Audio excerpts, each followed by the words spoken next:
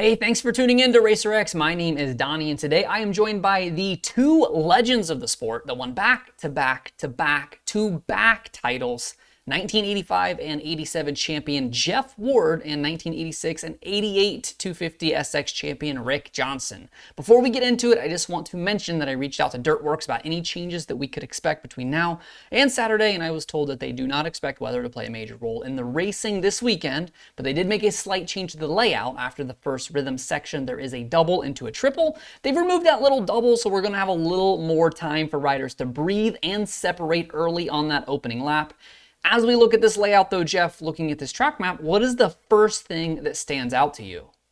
Oh, probably the start. It's got the split start there, but then also looks like they're using every square inch of the stadium. There's a lot of lanes, so normally it goes down one side then over to the other, and a little bit the start takes up more of it. But with this setup here, it looks like it's going to be a longer lap time. First thing that stands out has to be the start. I kind of like the idea of the racetrack in the middle when they start their second all the way to the finish. That gives those guys a little bit more time. So it's almost like you're racing just 10 guys and 10 guys, or maybe 10 and 11 or somewhere in there. So it gives the guys a little bit more time to get separated and also not racing into the pack. Because if a guy on the outside can't take a big shot over if he does get a good jump to bunch those guys up. So that's the first thing that comes to mind. Let's talk about that first turn. A quick, sharp 90 with the whole shot line on a roller that starts a short rhythm. Rick, do you think this will lead to some opening lap carnage?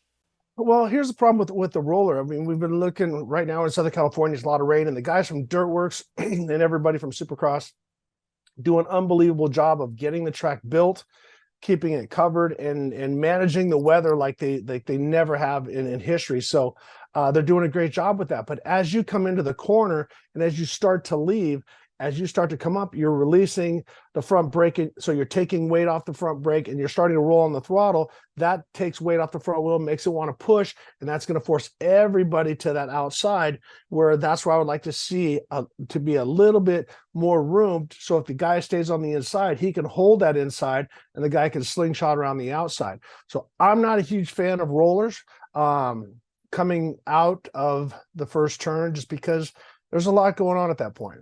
All right, you have the very first gate pick in your heat race. Are you thinking inside of the dog box tabletop, or are you headed to the outside?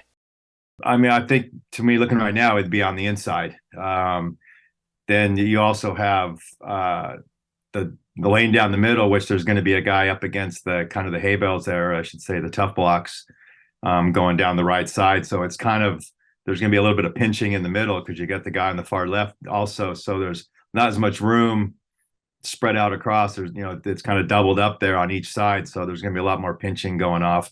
The inside is always good, but if you notice, it's got a slight angle to it, so it's a little bit shorter from the outside. I would probably like to be the inside of the outside box, so that as soon as I get a clean run, but as soon as the track or the starting line opens up, I can start to work my way in.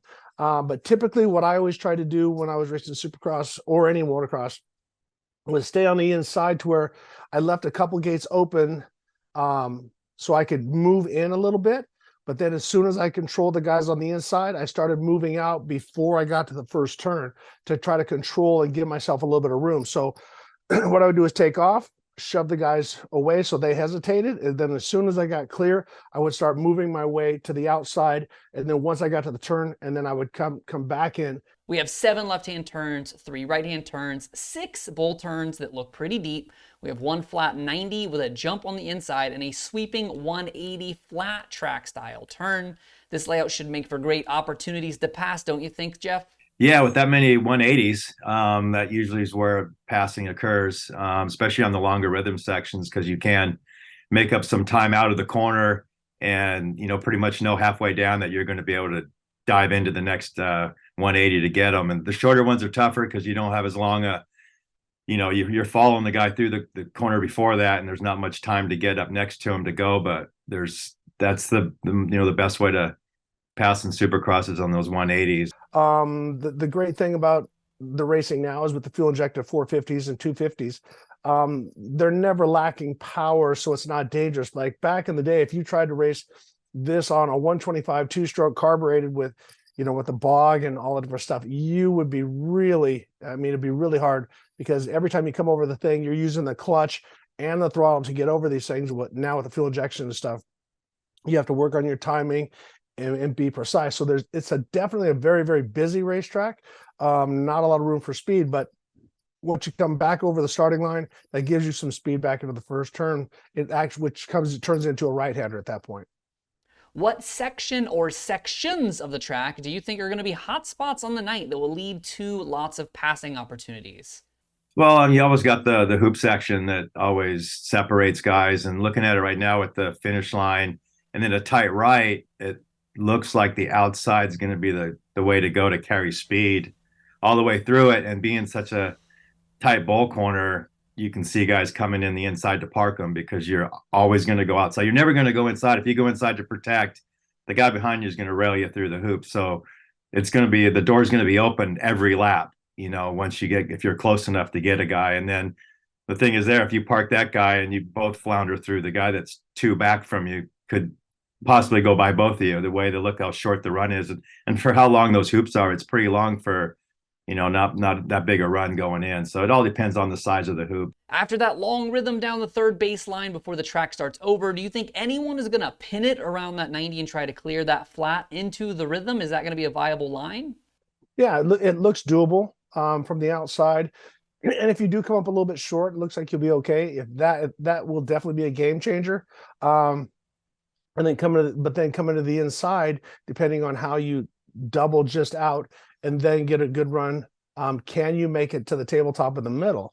From this point, it's like an Excitebike, and I'm just another guy playing a game.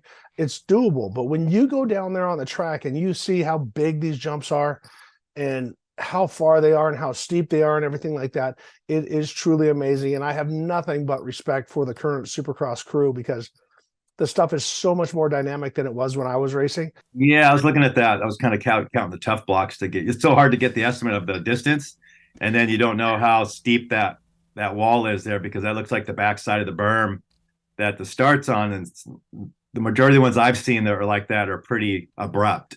They're not like a nice ramp. They're pretty short, a couple feet high. So, but yeah, if you could do that, then you could go over that roller onto the step on, and maybe even over that step on and then triple in.